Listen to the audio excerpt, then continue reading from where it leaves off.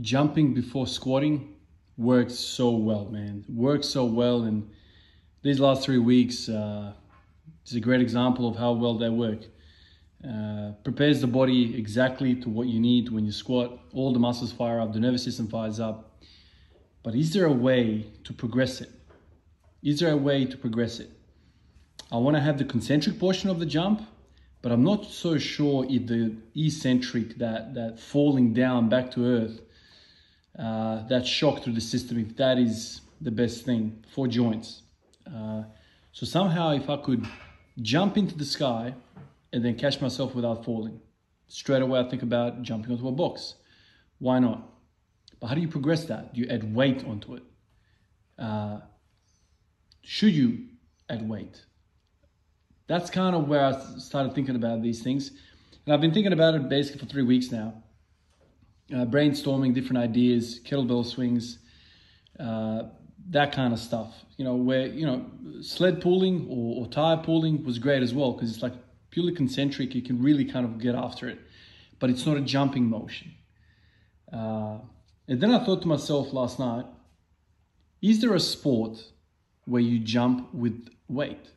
Jump with a barbell? Olympic weightlifting. That's exactly what came into my head right away. Olympic weightlifting is essentially jumping with a barbell. You're jumping, you're ducking underneath, you're catching. The only trouble with Olympic weightlifting is that it's very difficult, very technical, and you can't really just get after it. The technical side stops you way, way, way before the strength and the power aspect stops you. So there's basically like a long, long period where you need to learn the technical aspect of it. And even then, you still can't put your whole might into it. There's a technique to it. You got to catch the bar and all that stuff. So then I thought, can I take a movement from Olympic weightlifting that I can grab, have that power portion, have that jumping portion, and not worry about the technical side? Something that is simple, like take a segment of those movements and just run with that. And then I thought to myself, jumping squats is great, but then there's also falling. And then it occurred to me, push presses. Now, why is a push press anything special? The push press is essentially jumping with the bar, but instead of you jumping off the ground, you transfer all of that power that you generated into a barbell. So the barbell is part of you, it's part of the system, it's part of your body mass. The moment you transfer that bar, that weight or that power into the bar, and the bar starts to drift up, it's basically replacing you actually leaving the ground. So you generate all this power from the squat position and you power up, and instead of you holding onto the bar and jumping with the bar, you let the bar go up above your head. Very, very minimal upper body, tricep action or shoulder pressing mode. It's all lower legs. It's all lower body. So I tried it. Went out there, started messing around with the barbell. Started really, basically no weight on the bar at all. Did several sets.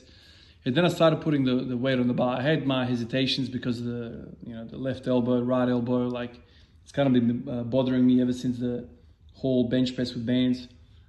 I got up to 100 kilos for one, and I like how that felt, and I really liked how that felt in my lower body.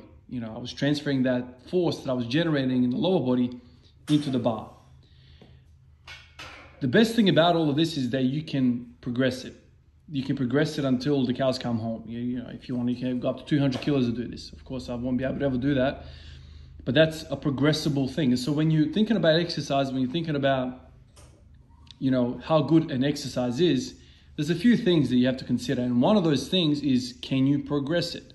Can you actually make this harder? How do you make it harder? If you start to load this movement, does that actually take away from what the movement actually is? And push presses, I don't know. It felt very, very athletic to me to do this. It's all quads, it's all glutes, it's all core. It's very minimal, in my opinion, what I did today. It's very minimal, pressing. It's essentially a push from the lower body, and then what you see, the bar drifting up, or elevating, you know, levitating, whatever it is, it's all because of the excess power that you put into the bar. The amount of force that I put into the bar is way, way, way more than what 100 kilos should in a squat. So I put in, let's say, I don't know, 160 kilos of force in that quarter squat, that parallel squat, whatever you want to call it. I put 160 kilos of power into it. And then the bar being only 100 kilos, once it reaches the top and I lock out, the extra 60 kilos of force that I produced makes the bar go up. That's kind of how I think about it. Now, how do you actually measure how much force you're putting into it? Well, this is the thing with speed. You can put as much force as you can into it. Eventually, we'll get to a point where, you know, you'll be able to throw the bar over your head. You don't want to do that. You want the bar attached to you for the simple reasons of safety and, you know, repeatability. You don't want to be chasing the bar, you know, down the garage after every rep. So you add enough weight where you're kind of like in the absolute biggest forceful push that you can do, you catch the bar at the top. That's kind of the most optimal thing. And then you can do reps with that and it's great. So I like that aspect of the push press. Of course, I did jumps before doing all of this, and jumps are great and I like jumps. But I'm just thinking to myself, is there a way that I can load it? I've seen a bunch of you guys send me links of people using dumbbells, holding dumbbells and jumping with that. The thing I don't like about that is that a lot of these guys are using the momentum of the weight, right? So in the dumbbell, they kind of do a bit of a shrug or a bicep curl, you know, and they jump with the weight that way. With a push press, the thing is attached to you, you go down and you go up. So the actual weight is part of you. Whereas with the other thing, I feel like you're just using momentum, you know, it's kind of like swinging you up. And the good thing about, like I said, about the push press is there's no eccentric kind of crashing down to earth. You catch the bar at the top and then you lower it down. So it's kind of like you're minimizing the forces on the way down to earth and you're maximizing the power output on the way up. I've done push presses in the past. I've never really cared for them in this kind of way of thinking about them.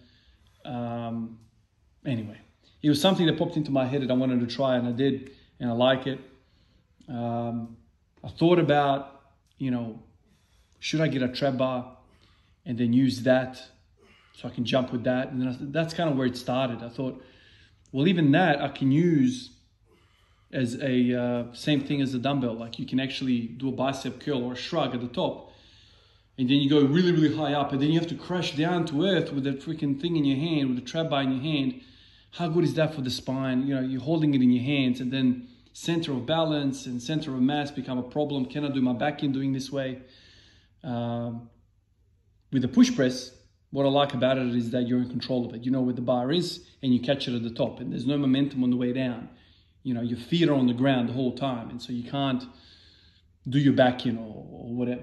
Anyway, that's kind of how I'm thinking about it. Power, power, power, power is all I'm thinking about. Looking at, you know, all these different ideas of how I can implement different ideas to improve my squatting, improve the warm-up. After I hit 200 and after I did the front squats, I went back down and I messed around a little bit more with the push presses, and I really like it. I really like it. It's just the only thing is the jersey that I had was off-fitting. It was really weird, and so the center knurling of the bar was basically hitting directly on the back of my neck, and I already have a callus forming already. I have a callus on the back of my freaking neck as the best of times. I really don't like center knurls, man. Like, I don't understand center knurling on a barbell. I get it in terms of low bar squatting and or whatever.